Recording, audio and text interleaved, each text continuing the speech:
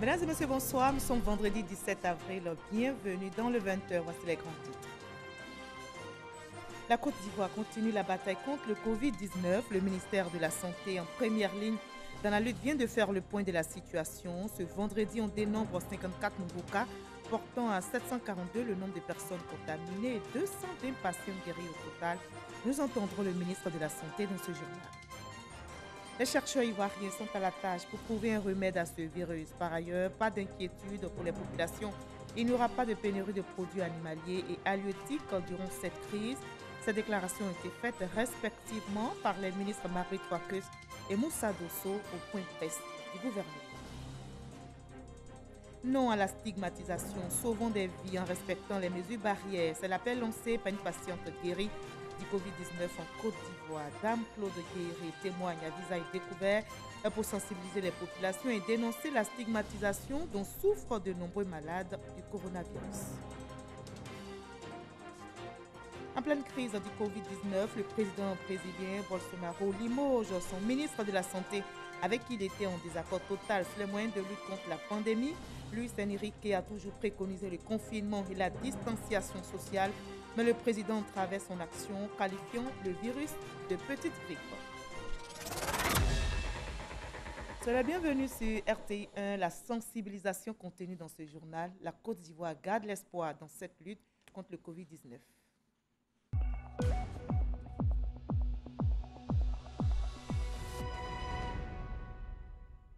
On retrousse les manches à chaque niveau pour gagner la bataille contre le Covid-19. Le ministère de la Santé en première ligne vient de faire le point de la situation. Ce vendredi, on dénombre 54 nouveaux cas, portant à 742 le nombre de personnes contaminées et 220 patients guéris au total. Je vous propose le bilan fait par le ministre de la Santé et de l'Hygiène publique, Dr Eugène Aka-Aweli.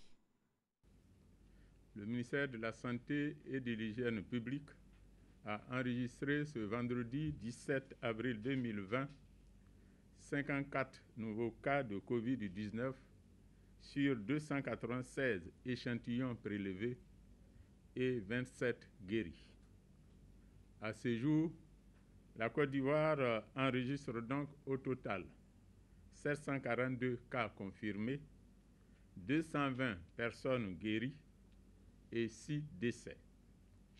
La ville d'Abidjan est la plus touchée par la pandémie, avec plus de 93% des cas.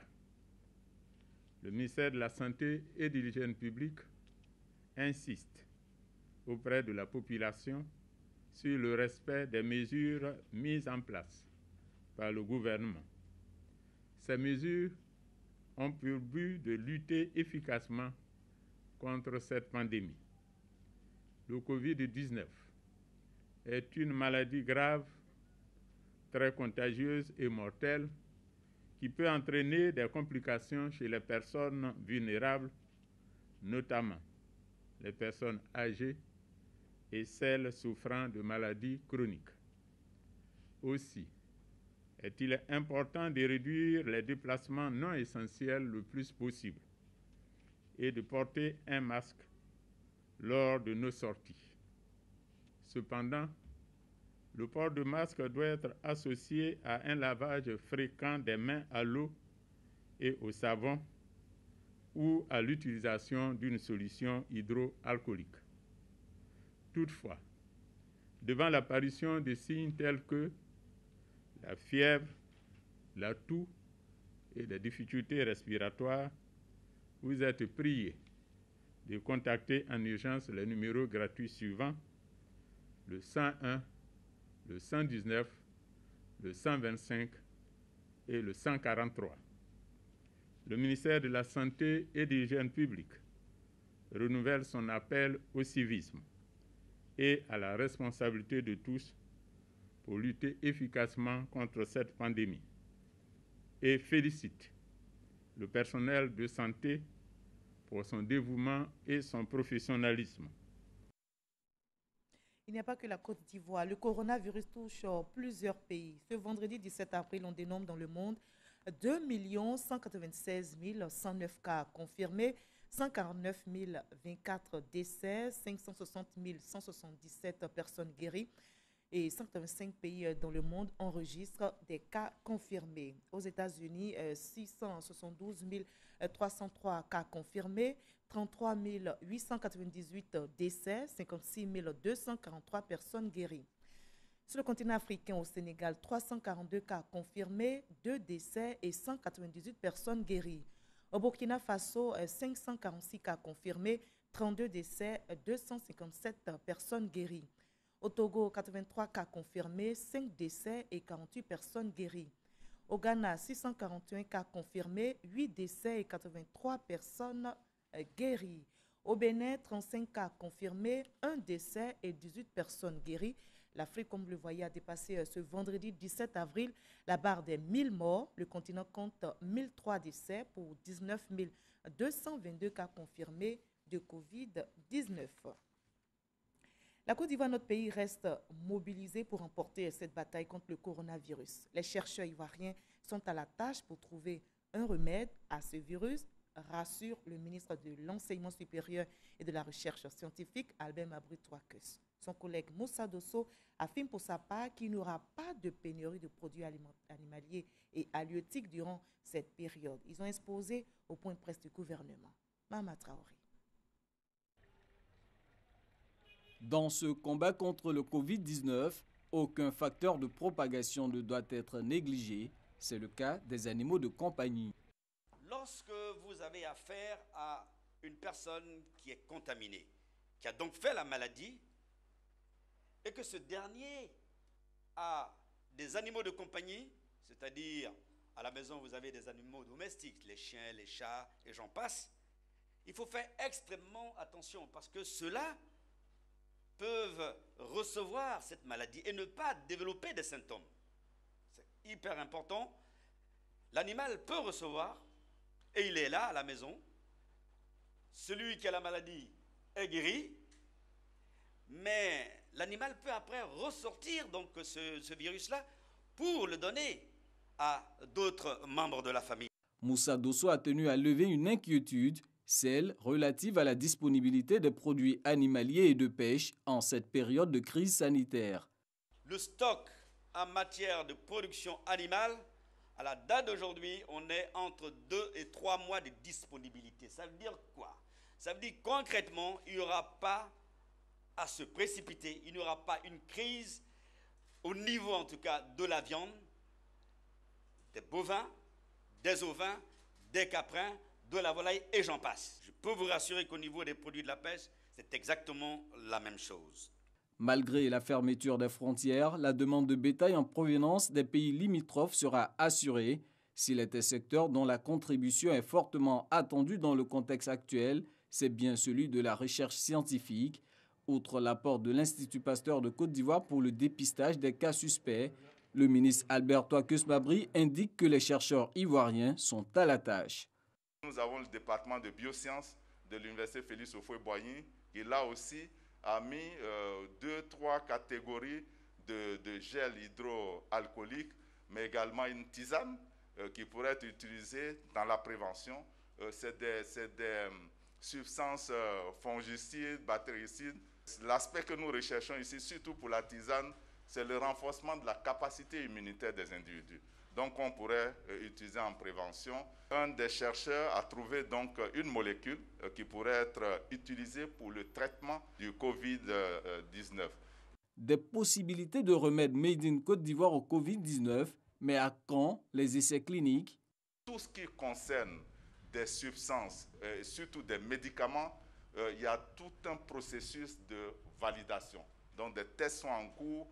Nous nous attelons en rapport avec le ministère de la Santé pour accélérer tout le processus. Il y a des échantillons qui sont au LANADA, il y a des échantillons qui vont arriver au laboratoire national de santé publique et tout cela va nous permettre de savoir si ce que nous avons ici, surtout en termes de médicaments, peut être efficace et ne pas être nocif en même temps pour l'espèce humaine. Il s'agit de la santé humaine et on prend toutes les précautions à ce niveau. S'agissant de la poursuite des cours dans l'enseignement supérieur, Albert Touakeus Mabry annonce que son département songe à vulgariser l'expérience de l'Université virtuelle de Côte d'Ivoire expérience qui permettra aux étudiants des universités publiques de suivre les cours depuis une bibliothèque numérique. Il ajoute que la possibilité d'une composition en ligne de l'examen du BTS pour les étudiants du privé n'est pas exclue. Il faut donc garder espoir et la Côte d'Ivoire garde l'espoir dans la lutte contre le coronavirus. Le pays enregistre de plus en plus de patients guéris. 220 sur 742 cas confirmés à ce jour. Et parmi ces personnes guéries figure Dame Claude Guéré. Elle a décidé de témoigner à visage découvert pour sensibiliser et inviter les populations à ne pas stigmatiser les malades. Elle a donc appelé à se battre contre un ennemi invisible en respectant juste les gestes barrières. Alexis Ouedraogo. Je suis Guéré Claude. Je suis sous-préfet. J'ai été testée positive au coronavirus et tout de suite, j'ai été admise dans un centre de traitement pour les malades du coronavirus. Dans ce centre, j'ai pu bénéficier des traitements adéquats. Mais j'ai pu également rencontrer des personnes de tout type, de tout sexe, de tout genre, des enfants, des jeunes, des vieillards, des chrétiens, des musulmans, qui souffraient de cette pandémie. Mais je voudrais souligner que nous avons des médecins qui sont à l'œuvre, qui travaillent pour que nous puissions recouvrer la guérison. Je voudrais donc leur dire grand merci. Merci pour les traitements qu'ils nous ont administrés. Merci pour leur engagement, pour leurs frères. Mais également merci à tout l'ensemble du service technique de nettoyage qui sont restés entièrement à notre disposition. Merci infiniment à toute cette équipe. Aujourd'hui, après 2 tests négatifs, j'ai été déclarée guérie du coronavirus. Je voudrais donc profiter de l'occasion pour dire que c'est une maladie réelle et qu'il faut éviter de stigmatiser les personnes qui peuvent être infectées autour de vous. J'en ai fait la mère expérience. J'en ai fait la mère expérience. Vous avez l'impression, ou j'ai eu l'impression que mon monde s'écroulait, de savoir que des personnes que j'estimais puissent me tourner pratiquement le dos parce que j'avais été infectée. C'est une situation difficile, je puis vous l'assurer. Mais aujourd'hui, par la grâce de Dieu, nous sommes devant vous. Et je veux donc vous demander d'éviter la stigmatisation. Parce que la stigmatisation est beaucoup plus douloureuse que la maladie elle-même. La stigmatisation fait beaucoup plus mal. Elle tue plus vite que le coronavirus. Éprouvé aussi par la maladie du coronavirus, il est en très bonne voie de guérison. Son état, vous allez le voir, se stabilise. Mais il réitère le même appel, non à la stigmatisation pour sauver des vies. Âgé de 67 ans, il a décidé aussi de témoigner face à nos caméras afin de sensibiliser les populations. Notre reporter Salima Toudia l'a rencontré pour vous. Il évoque son état d'esprit et sa prise en charge. Il a décidé de parler pour sensibiliser sur la réalité du coronavirus. Adamant, 67 ans, vit à Cocody, une des premières communes à enregistrer des cas confirmés. Le 1er avril dernier, il a été testé positif au Covid-19. Chaque jour, je fais mon parcours de santé. Et dans l'espace vert devant l'immeuble. Et brusquement, j'ai eu mon souffle coupé. Je ne pouvais pas respirer. Et je n'ai même pas pu faire 500 pas. Je sentais mon corps qui me lâchait, accompagné de tout vraiment méchant. Et comme j'ai un précédent sarcoïdose, c'est une maladie orpheline, j'ai appelé mon fils, il dit « Papa, on ne peut pas rester là, je t'amène au CHU de Treichville ». C'est le scanner qui a révélé le Covid-19. Le médecin a vu ça, il dit bon, il faut approfondir. Je suis allé pour approfondir et ça a été confirmé. Donc, j'avoue que cela m'a fait peur parce que je ne rencontre personne venant de l'Europe Depuis 17 jours, Adamant est confiné à domicile où il est suivi par un médecin du service des maladies infectieuses et tropicales du CHU de Treichville. Mais j'avoue que la première semaine, les 10 jours, c'était une souffrance. J'avais la température qui montait et ma tension qui reprenait fortement et je ne dormais pas. Je sentais mon corps me lâcher. Je n'avais pas d'appétit, j'ai perdu l'odorat, je ne sentais pas les goûts, donc je ne mangeais presque pas. J'ai perdu au moins 10 kilos. Et j'ai continué à prendre les médicaments, paracétamol, et puis voilà, vitamine C, l'alcool, et puis les conseils pratiques d'isolement, de confinement. Aujourd'hui, en attente de ses résultats pour confirmer sa guérison complète, Adamant dit se sentir bien. Je recommence à 67 ans une nouvelle vie. Ça donne une manière de penser et de vivre. Parce qu'une maladie qui vous éloigne de vos parents, de vos amis, vous ne pouvez même pas saluer, forcément ça pose des problèmes. Après avoir traversé cette épreuve qu'il juge difficile, il oscille entre messages d'espoir et mise en garde. Il ne faut pas stigmatiser les malades. Il faut suivre les mesures barrières. Je suis vraiment heureux que le gouvernement a pris la décision de distribuer des masques de protection à la population. Voilà, suivons donc les mesures barrières et disons non à la stigmatisation des malades du coronavirus. Le confinement des personnes âgées est l'une des mesures annoncées par le Conseil national de sécurité en vue de les protéger et prévenir un pic d'infection de cette tranche de la population plus à même de développer les formes les plus graves de cette maladie.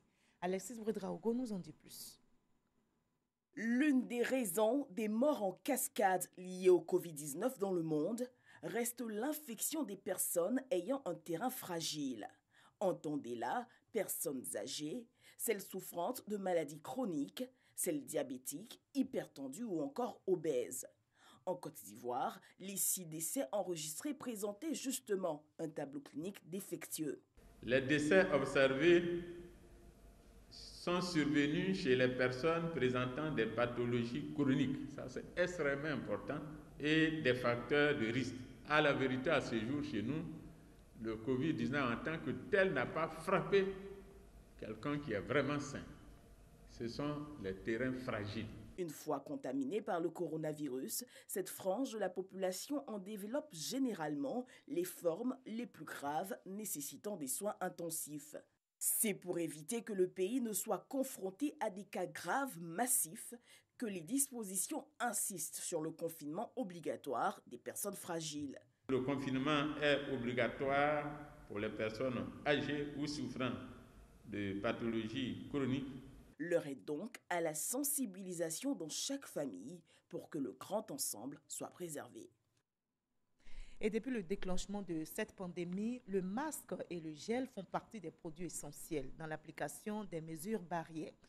Après une flambée constatée au niveau des prix de ces produits, le gouvernement ivoirien a pris des décisions pour réguler le marché.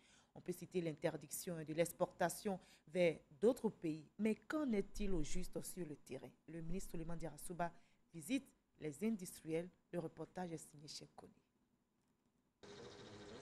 Un mélange d'alcool à 70% pour avoir un degré alcoolique suffisant capable de tuer les bactéries. Le tout dans une mixture de carbomère, de parfum et d'alcool éthylique. 30 minutes plus tard, la production du gel hydroalcoolique peut être lancée. Nous sommes chez l'un des 5 industriels de fabrication du gel hydroalcoolique, des acteurs incontournables aujourd'hui dans la lutte contre la maladie à coronavirus. On a augmenté nos capacités de production depuis le début de la crise pour essayer de compenser la demande qui est de plus en plus grande sur ce produit de consommation. L'objectif de la visite de Souleymane Diarra chez les industriels du gel est de s'assurer de l'effectivité de plusieurs mesures entrées récemment en vigueur. Il s'agit entre autres de la mesure d'interdiction d'export de gel hydroalcoolique vers d'autres pays, le respect des mesures barrières dans ces usines, ainsi que la disponibilité du stock des produits pour satisfaire la demande nationale. Et on a rassuré, Monsieur le ministre, au niveau des quantités, qu'avec le temps, peut-être dans le mois prochain, on aura aussi assez de stock pour survenir aux demandes qui continuent à monter. Chez le leader, comme le challenger du marché des gels en Côte d'Ivoire, le ministre du Commerce et de l'Industrie a visité les unités de production. Constatant les mesures d'hygiène et les conditions de production, Souleymane Diarra-Souba s'est dit satisfait. Vous avez été témoin avec moi des conditions d'hygiène qui sont appliquées ici et du respect notamment des mesures sanitaires pour ce qui concerne le port des masques par l'ensemble des employés et ce qui concerne également la mesure de distanciation. Donc tout ceci pour rassurer les Ivoiriens sur les capacités en tout cas de notre industrie nationale à continuer d'approvisionner. Il a par ailleurs assuré les industriels quant aux dispositions prises par le gouvernement afin de leur faciliter l'accès aux intrants. L'État a pris un certain nombre de décisions pour la facilitation de tout ce qui est produit d'importation. Donc le défi que nous avons, compte tenu de la demande mondiale qui est forte, notre idée c'est de pouvoir accompagner les industriels, je veux dire à l'effet de pouvoir avoir plus facilement ces produits et également tenir compte également de l'évolution des coûts des matières premières au niveau international. En Côte d'Ivoire, depuis l'avènement de la maladie à coronavirus Covid-19, la production du gel a explosé de plus de 400%, passant de 2000 cartons le mois à plus de 30 000. La Chine également engagée dans la bataille contre le Covid-19 est solidaire de l'État ivoirien. Le gouvernement chinois a remis un important lot d'équipements médicaux au ministère de la Santé et de l'Hygiène publique. Le ministre Eugène Aka Awele a réceptionné ces dons du gouvernement chinois dans les locaux de la nouvelle pharmacie de la santé publique à Treichville. Walter Amadou Ouattara. 10 000 masques chirurgicaux, 10 000 paires de gants médicaux, 10 000 paires de surchaussures, 2 000 masques N95, 2 000 combinaisons, 500 thermomètres à infrarouge. Ce sont entre autres les équipements qu'offre la Chine à la Côte d'Ivoire. Pour l'ambassadeur Wang Li, à travers ces dons, la République de Chine réaffirme son soutien à l'État ivoirien en cette période de crise sanitaire liée au Covid-19. Représentant le Premier ministre Amadou Gon Coulibaly et au nom du président de la République Alassane Ouattara, le ministre de la Santé et de l'Hygiène publique a traduit la gratitude de l'État de Côte d'Ivoire à la Chine. Je me félicite pour la part active que prend votre gouvernement ce jour pour la consolidation de l'effort national de lutte contre la maladie à coronavirus. L'ampleur de cette pandémie est telle qu'aucun pays n'est épargné par le niveau de morbidité et de mortalité dont elle s'accompagne depuis le mois de décembre 2019. Je voudrais à présent vous traduire toute la reconnaissance et les remerciements de son Excellence le Président de la République de Côte d'Ivoire et de celui du Premier ministre Amadou Gon Coulibaly et de l'ensemble des membres du gouvernement pour tous ces dons. Il faut noter que depuis l'avènement du premier cas testé positif à la maladie à coronavirus, Covid-19, la Chine s'est résolument inscrite dans la lutte aux côtés de la Côte d'Ivoire afin d'aider le pays à vaincre cette pandémie. Le groupement des coopératives de producteurs de vivriers de Côte d'Ivoire se lance aussi dans cet élan de solidarité. Le groupement a fait don d'environ 2 tonnes de vivres au ministère de la Solidarité, de la Cohésion sociale et de la lutte contre la pauvreté, dont en vue d'aider justement le gouvernement à assister les populations vulnérables en cette crise sanitaire. Jean-Luc Bambo. 1 tonne d'igname, plus de 500 kg de légumes, des régimes de bananes, de la pâte de manioc et plusieurs autres produits vivriers. Voici la contribution du groupement général des coopératives de producteurs de vivriers à l'élan de solidarité contre le Covid-19 en Côte d'Ivoire. Comme ma fille, parent, il a dit à la télévision, nous on ne comprend pas bon français. Donc j'ai compris, il a commencé à aider les populations, il n'a pas moyen. À cause de ça, moi j'ai venu les féliciter. Je vais venir le donner un peu coup la main. Don qui répond à l'appel à la solidarité lancé par le gouvernement à l'endroit de toutes les couches de la population en vue de freiner la propagation de la maladie à coronavirus. Quand nous avons lancé l'appel, il y a des personnes qui ont pensé que c'était réservé à une catégorie de personnes, que c'était réservé à une catégorie de produits. Aujourd'hui, avec ce que vous voyez, ça ce sont des produits frais qui sortent des champs, que nos sœurs du marché vivrier nous ont apporté afin que nous puissions les redistribuer à d'autres personnes. Et donc, nous voulons leur dire merci. Il y a des gens qui en ont besoin. Donc, c'est à ces personnes que nous allons redistribuer ces vivres. Ces dons viennent s'ajouter à plusieurs autres réceptionnés par la ministre Mariatou Koné depuis le déclenchement de la crise sanitaire liée au Covid-19. Ces dons, faut-il le rappeler, sont déjà redistribués aux populations vulnérables, notamment celles dont les activités subissent les effets de la pandémie. L'Institut Pasteur est aussi soutenu dans sa lutte contre le coronavirus. L'Institut vient de recevoir justement un chèque de 75 millions de francs CFA pour renforcer ses équipements. Des dons en vivres et non vivres ont été faits au personnel. Patricia Omouetia. Les entreprises et les opérateurs économiques multiplient les engagements face à l'épidémie de Covid-19. C'est le cas de NCE Côte d'Ivoire, des dons en vivres et non vivres d'un montant de 15 millions de francs CFA pour le personnel de l'Institut Pasteur, suivi d'un chèque de 50 millions de francs CFA pour renforcer les équipements de l'Institut. L'Institut Pasteur de Côte d'Ivoire qui fait un très grand travail, mais qu'on ne voit pas souvent. Et nous avons estimé que dans cette période où il traite absolument tous les échantillons du pays, il faille que nous, au niveau des NSE, nous leur venons un tout petit peu en aide pour essayer de renforcer leur capacité en plateau technique, en réactif, afin qu'ils puissent faire face à la forte demande. Un engagement bien perçu par la responsable de l'Institut Pasteur qui indique que le personnel de santé est confronté à un stress mental considérable et travaille sous pression. Nous travaillons 24 heures sur 24, 7 jours sur 7, et le personnel qui travaille n'a pas toujours le temps de faire correctement ses achats en matière alimentaire. Et donc ça, vraiment, c'est une bouffée d'oxygène. Dans le monde entier, les médecins, les infirmiers, les soignants et les ambulanciers sont confrontés à une charge de travail sans précédent. Ici, à l'Institut Pasteur de Cocody, environ 4000 prélèvements ont été effectués de janvier à ce jour sous le contrôle de 250 employés. Les transporteurs de Grand Bassam sont sensibilisés au port de Cachené ou Masque. Cette initiative du Rotary Club Océan Grand Bassam a permis de sensibiliser 600 chauffeurs de taxi au respect des mesures barrières, du gel hydroalcoolique, des masques et des macarons leur ont été distribués. Le témoignage d'Issa Tchonayo. Depuis le 14 avril, le port du cache-nez ou masque est obligatoire. Le domaine du transport n'échappe pas à cette mesure. Pour cause de Covid-19, chaque chauffeur de taxi en Côte d'Ivoire doit désormais transporter 3 clients. Ouais, moi je prends 3 personnes, un devant et puis 2 derrière. J'ai toujours respecté les mesures du gouvernement.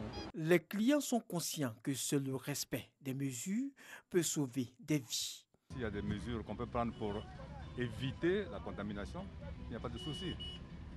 Même ça permet de souffrir, il vaut mieux souffrir là que de mourir. Grand Bassam est une ville touristique. Chaque chauffeur de taxi transporte en moyenne 200 passagers par jour.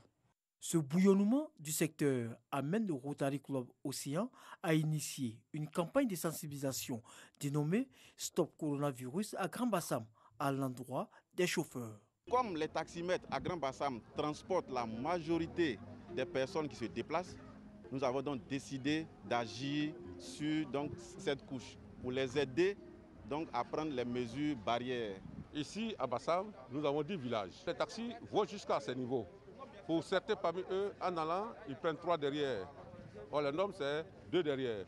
Donc, il faudrait qu'il y ait un stop, on se fasse les leçons, on revienne sur les mesures de l'État pour que tout soit respecté. Une action saluée par les transporteurs et populations. Que ce soit le conducteur, les passagers, la sensibilisation à notre niveau, je pense que c'est bien fait. Cette campagne de sensibilisation qui a enregistré la présence de plusieurs personnalités politiques et administratives a été marquée par la distribution de gel hydroalcoolique, de masques et de macarons aux transporteurs. Et voilà des exemples à suivre.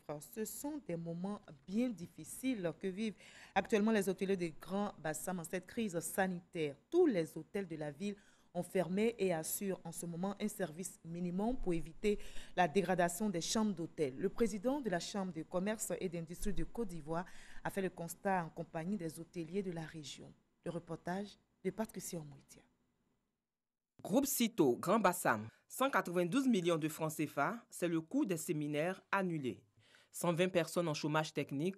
Avant la pandémie du Covid-19, le groupe générait un chiffre d'affaires mensuel de 120 millions de francs CFA. Tous nos séminaires ont été annulés. On s'est trouvé obligé de fermer les hôtels. Aujourd'hui, la perte est estimée à près de 200 millions de francs CFA qu'on a perdu. Groupe Semondier, le dernier né des hôtels de la ville de Grand Bassam, 4,5 milliards d'investissements avec plus de 364 chambres et une centaine d'employés.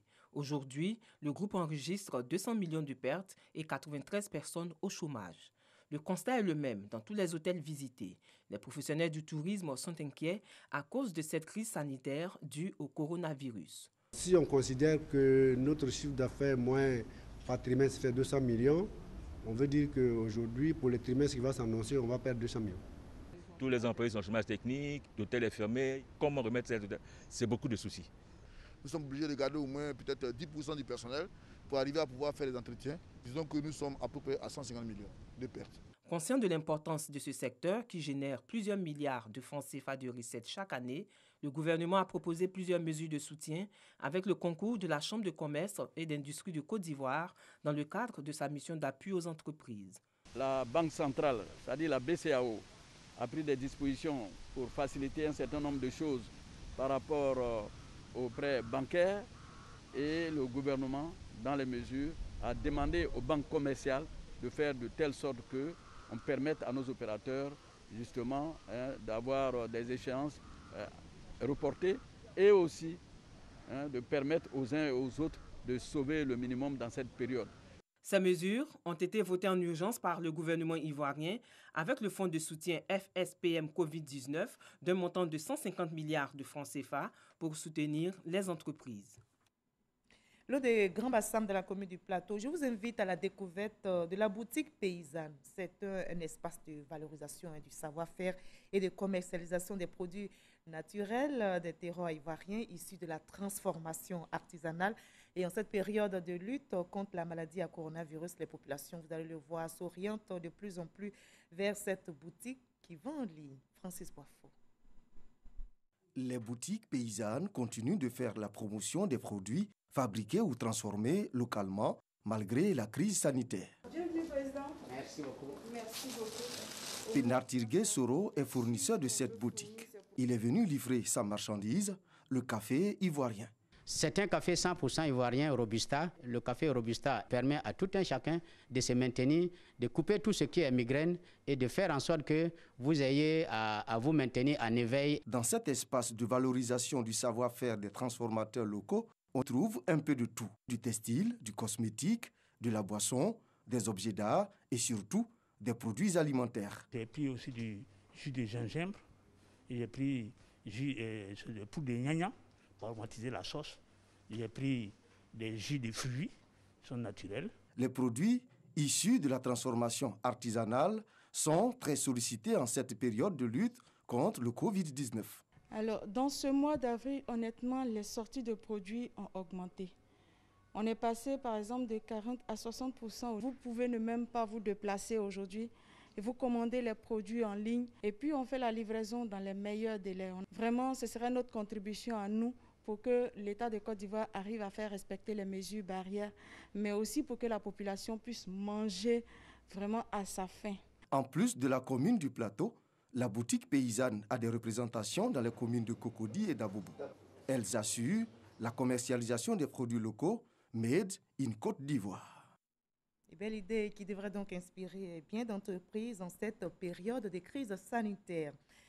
Après la sensibilisation, place à la répression à San Pedro. Tout véhicule ou engin à 2 roues qui ne respecte pas les mesures prises par le Conseil national de sécurité est immédiatement mis en fourrière. Les autorités de la ville entendent ainsi faire passer le message auprès des populations pour stopper la propagation du Covid-19.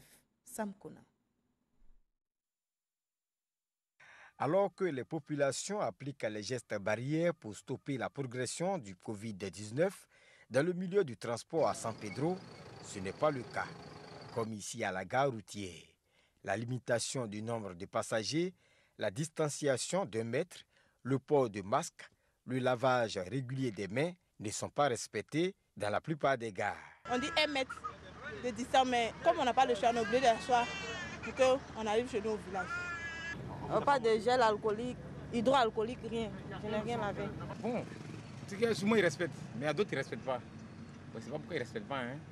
Ils prennent la maladie à la légère, bon, je ne sais pas. Mais vous savez qu'on est dans un temps, on nous a dit de ne pas mettre 2 personnes, vous mettez 10 personnes devant. Chef, moi, je ne sais pas au courant de ça. Sinon, je suis prêt à accepter ce que l'État a dit. Face au refus de certains transporteurs de respecter ces mesures arrêtées par le Conseil national de sécurité, le directeur régional des transports, Akambi Abiboulaye, est descendu sur le terrain. Une rencontre avec les différents responsables syndicaux pour les mettre devant leurs responsabilités est organisée.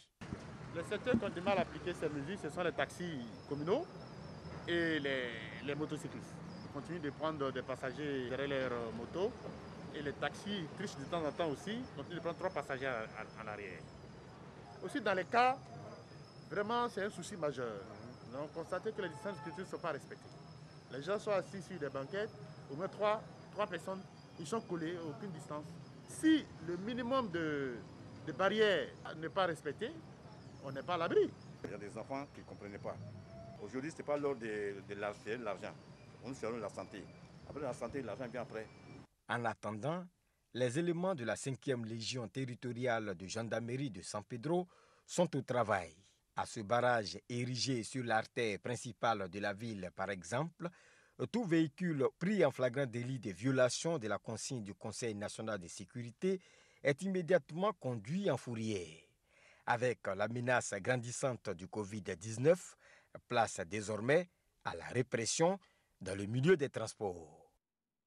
Et l'une des mesures dictées par les États pour faire face au coronavirus est le couvre-feu. Il est scrupuleusement respecté, notamment au Congo-Brazzaville. Et chaque soir, dès 20h, la capitale congolaise ressemble à une cité abandonnée. Les habitants sont terrés chez eux. Seules les forces de défense et de sécurité veillent. Elles organisent des patrouilles pédestres et mobiles. Mais depuis un moment, quelques commerçants retrouvent leurs boutiques éventrées. Leurs marchandises et recettes sont emportées par des inconnus. Les autorités appellent donc à des investigations pour faire toute la lumière. Et c'est en cette crise du coronavirus que le président brésilien Jair Bolsonaro a limogé son ministre de la Santé, Luis Henrique, avec lequel il était en désaccord total sur les moyens de lutte contre la pandémie. Luis Henrique Mandetta a toujours préconisé le confinement et la distanciation sociale, suivant à la lettre les recommandations de l'Organisation mondiale de la santé au nom de la science. Mais le président entravait sans cesse son action, qualifiant le virus de petite grippe et remettant en cause les mesures de confinement prises par les gouverneurs de presque tous les États brésiliens. Et on dit non à la stigmatisation, plutôt oui aux mesures barrières pour stopper la propagation du coronavirus en Côte d'Ivoire. Très bonne santé à toutes et à tous. À demain 20h.